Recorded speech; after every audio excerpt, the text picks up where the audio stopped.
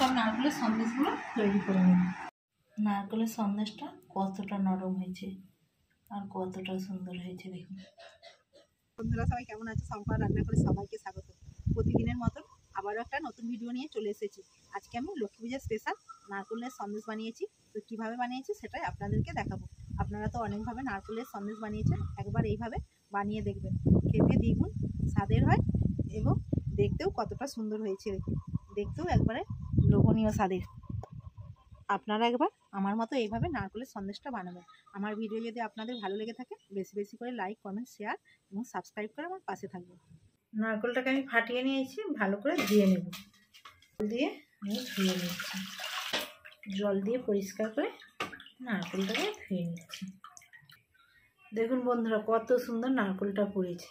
এই নারকেলটাকে প্রথমে আমি পুড়িয়ে নেব। নারকেলটা পুড়িয়ে নিচ্ছি।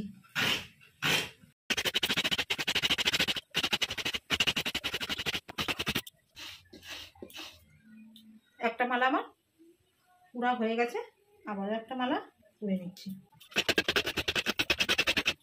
নারকেলটা সব পুরা হয়ে গেছে, এতে একটু পেস্ট করে নিচ্ছি। পেস্ট করে নিয়ে চলে এসেছি। নারকেলটা আমি পেস্ট করে নিয়েছি। এই বাটিরই মেপে চিনি দিয়ে দিচ্ছি। দুটো 10 টাকার প্যাকেট গুঁড়ো দুধ দিয়ে দিচ্ছি, চিনির সঙ্গে দিয়ে দিচ্ছি।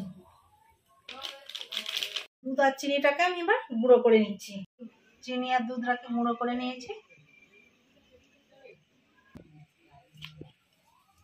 এবার নারকেল চিনি দুধটাকে ভালো করে মেখে নিচ্ছি। ভালো করে মেখে নিয়ে এবার আগুনের মধ্যে একটু নেড়ে নেব। এইভাবে নেড়ে নেড়ে নারকেলের পাকটা করে নেব।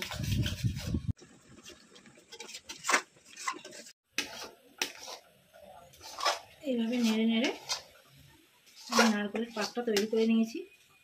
দেখুন বন্ধুরা কতটা সুন্দর নারকেলের পাকটা হয়েছে, কতটা শুকনো হয়ে গেছে দেখুন।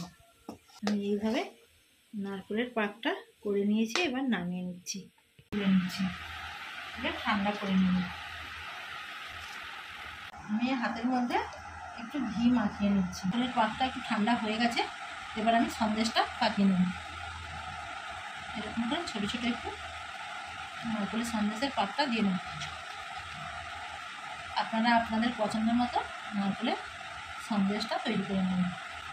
বরফির মতনও কেটে নিতে পারেন, আর এরকম গোল গোল করে নারকেলের সন্দেশটা বানিয়ে ফেলতে পারেন। আমি এরকম গোল গোল করে নারকেলের সন্দেশটা তৈরি করে নিচ্ছি।